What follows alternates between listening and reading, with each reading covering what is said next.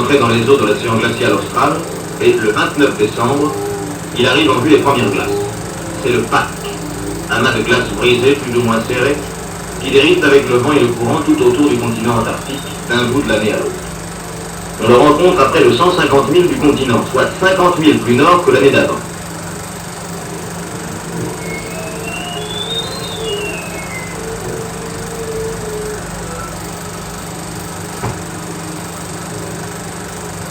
Chaque jour, un ballon météo est gonflé et lancé. Muni d'un appareil émetteur de TSF, ce ballon permet de connaître la température, la pression et le degré d'humidité de l'air à chaque palier de 100 mètres, pendant tout le cours de sa montée jusqu'à 15 ou 20 000 mètres.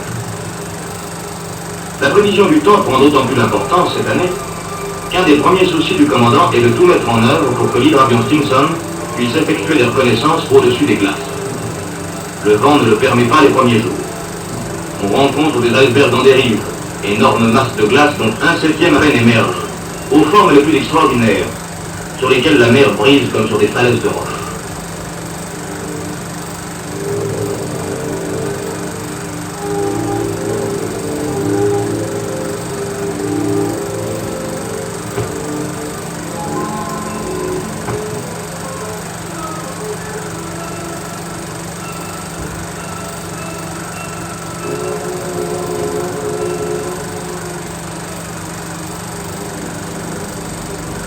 Aussi, le commandant Charcot commence-t-il plusieurs reconnaissances dans le pack pour se rendre compte de son épaisseur et de son étendue. Il retrouve un pack aussi épais dans le sud que celui contre lequel il a déjà buté l'année précédente dans les mêmes parages. Le commandant Charcot suit alors pendant plusieurs jours des routes parallèles à la bordure du pack pour situer tout le fond des glaces. On retrouve en particulier dans l'ouest la permanence de la banquise qui s'étend à plus de 200 000 du continent. Le commandant Charcot passe 2 jours stoppé sous le vent d'un iceberg, attendant vainement que le plafond se lève. Il faut en effet plusieurs conditions réalisées en même temps pour faire voler l'hydravion. D'abord, avoir un champ d'eau libre assez large pour le décollage. Et c'est pour cette raison que le commandant Charcot recherche les flaques d'eau sous le vent des icebergs, ceux-ci dérivant moins vite que le pack. Ensuite, il ne faut ni houle, ni plateau, ni vent. Enfin, la visibilité doit être suffisante pour que l'avion puisse rapporter des renseignements intéressants. L'hydravion est à son poste sur l'arrière. Il est mis en dehors au moyen d'un mât de charge métallique.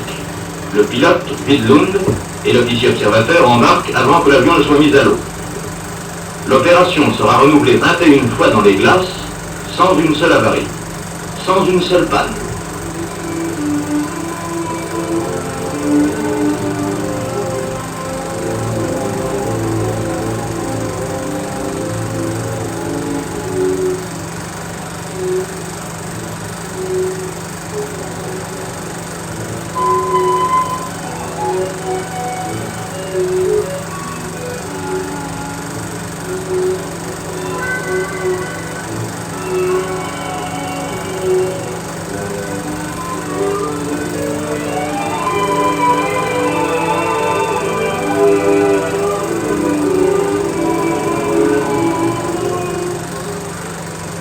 Ce n'est que le 8 janvier qu'un vol vraiment payant peut être effectué, donc 10 jours après l'arrivée dans les glaces. Ce jour-là, le Stinson ramène les renseignements suivants. Dans le sud du navire, et de l'est à l'ouest, à perte fissure, sans une craquelure, sans une flaque d'eau, sur une largeur de 25 à 30 milles. Derrière, entre le continent et cette barrière, c'est la mer libre. Encore faut-il pouvoir l'atteindre. Cette barrière, il n'est pas question de la traverser. Le commandant Charcot gagne alors dans l'est, puisque dans l'ouest, on sait déjà qu'il n'y a pas de passage.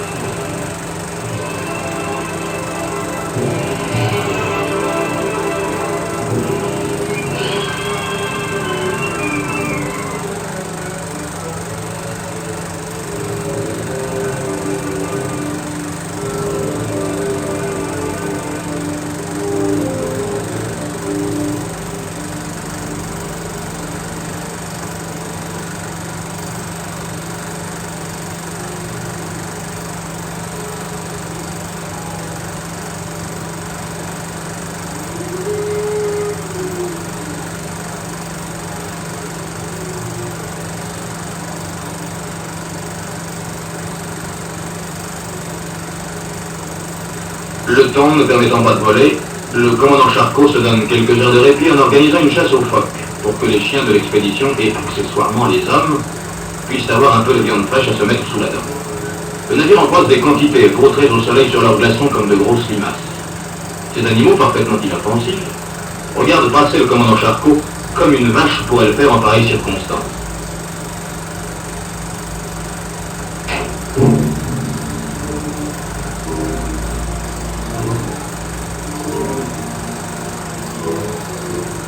Ne connaissant pas encore les bienfaits de la civilisation, les phoques ne s'attendaient certainement pas à un pareil traitement. Et ce n'est pas à proprement parler de la chasse, c'est du massacre. Les phoques, qui pèsent bien 200 kilos, sont tués d'une balle dans la tête, et on les hissera à bord au bout d'un palan.